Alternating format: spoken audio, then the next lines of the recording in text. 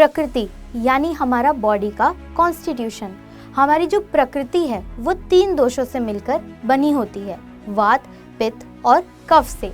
कई लोगों की प्रकृति जो है वो 2 दोषज भी होती है और रेयर केसेस में 3 दोषज प्रकृति भी होती है। लेकिन अब जैसे जैसे समय के साथ हम बड़े होते हैं तो हमारी जो प्रकृति के दोष हैं इनमें इम्बैलेंस आना शुरू हो जाता है, जिसके कारण बहुत सी बीमारियां हो सकती हैं, जैसे कि अर्थराइटिस, हार्ट अटैक या फिर एक्जिमा जैसी बीमारियां तक हो सकती हैं। लेकिन आप ये सुन के हैरान होंगे कि आप सिर्फ 1 कप हर्बल टी से इन सब बीमारियों से बच सकते हैं और अपनी प्रकृति को फिर से आप बैलेंस में ला सकते हैं।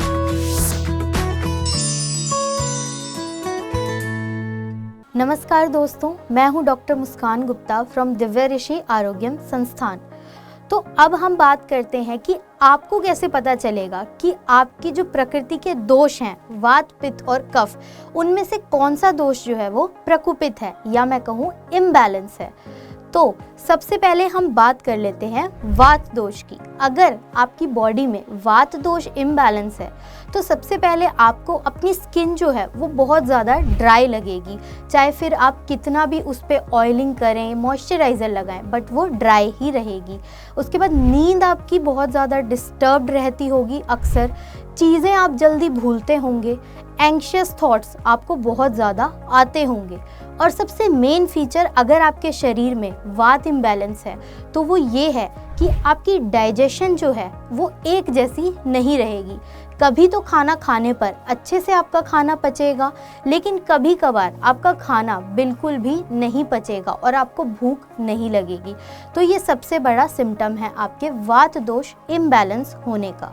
अब ये तो था वात दोष। अब हम आते हैं पित्त दोष पर कि अगर आपका पित्त दोष इम्बैलेंस है तो आपको कैसे पता चलेगा।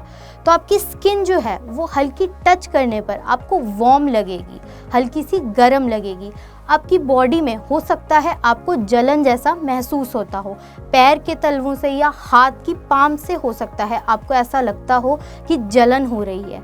आपको स्वेटिंग हो सकता है ज़्यादा होनी शुरू हो जाए, या फिर आपको एसिडिटी की प्रॉब्लम अगर रहती है तो ये सब कुछ यही इंडिकेट करता है कि आपके शरीर में पित्त दोष का जो है वो इम्बैलेंस है। अब लास्ट हम बात कर लेते हैं कफ दोष की। तो कफ दोष अगर आपकी बॉडी में इम्बैलेंस है तो आपको बहुत ज़्यादा भारीपन लगेगा, हो सकता है सबसे ज़्यादा आपको छाती में महसूस हो, लेजीनेस पूरे दिन में बहुत ज़्यादा रहेगी। दिन में एक बार खाना खाने के बाद पूरे दिन आपको ऐसा लगता होगा कि भूख ही नहीं लगती, नींद बहुत ज्यादा आती होगी, फिर चाहे आप कितना भी सो लें। तो ये सब कुछ ऐसे सिम्टम्स हैं जिससे हमें पता चलता है कि आपका कफ दोष जो है वो इम्बैलेंस है। तो अब ये तो मैंने आपको बता दिए वात, पित्त और कफ के प्रकोपित होने के लक्षण, लेकिन अब कुछ लोग ऐसे भी होते हैं जिनमें कि तीनों दोषों के प्रकोपित होने के लक्षण मिलते हैं।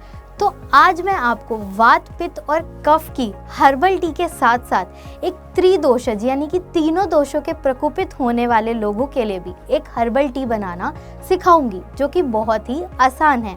तो चलिए अब सबसे पहले हम सीख लेते हैं वात के लिए हर्बल टी बनाना, कि अगर आपका वात दोष इम्बैलेंस है तो उस केस में आपको कौन सी टी पीनी चाहिए। तो उसके लिए आपको पीनी चाहिए लिकोराइस टी यानी कि मुलेठी की चाय। अब इसमें आपको क्या करना है, एक टुकड़ा छोटा सा मुलेठी का ले लेना है, उसमें आधा चम्मच आप अजवाइन ऐड कर लें और एक आप छोटी इलायची कूट कर उसमें डाल लें। 1 कप पानी में ये सब डालकर आपको अच्छे से उबाल लेना है और तब तक उबाल लेना है जब तक कि वो पानी आधा ना रह जाए। उसके बाद जब आधा रह जाए तो गैस से आप इसे उतार लें और इससे गर्म ही आप सिप सिप करके चाय की तरह पिएं। अब ये हो गई हमारे वात दोष की बात। अब उसके बाद हम आते हैं कि पित्त अगर आपका इम्बैलेंस है तो आपको कौन सी चाय पीनी चाहिए। उसके लिए आपको पीनी चाहिए कोरिएंडर टी यानी कि धनिया की चाय। इसको आपको कैसे बनाना है, तो इसके लिए आपको सिर्फ क्या करना है, आधा चम्मच धनिया के बीज वो ले लेने हैं और साथ ही साथ आधा चम्मच आपको सौंफ ले लेनी है।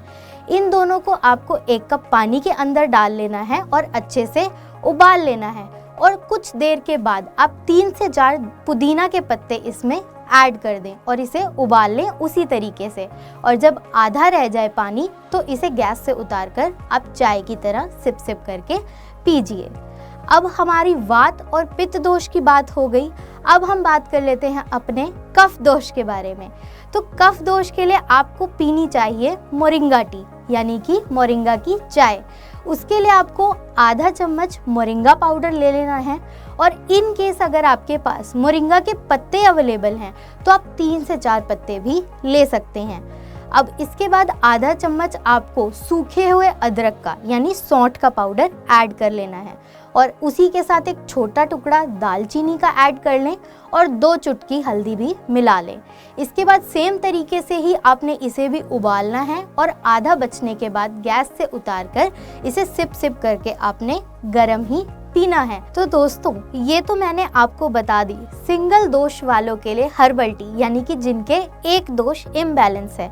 लेकिन अब उन लोगों के लिए भी तो एक हर्बल टी बतानी है ना, जिनके तीनों दोष जो हैं वो प्रकुपित हैं, इम्बैलेंस है, या फिर 2 दोष इम्बैलेंस हैं।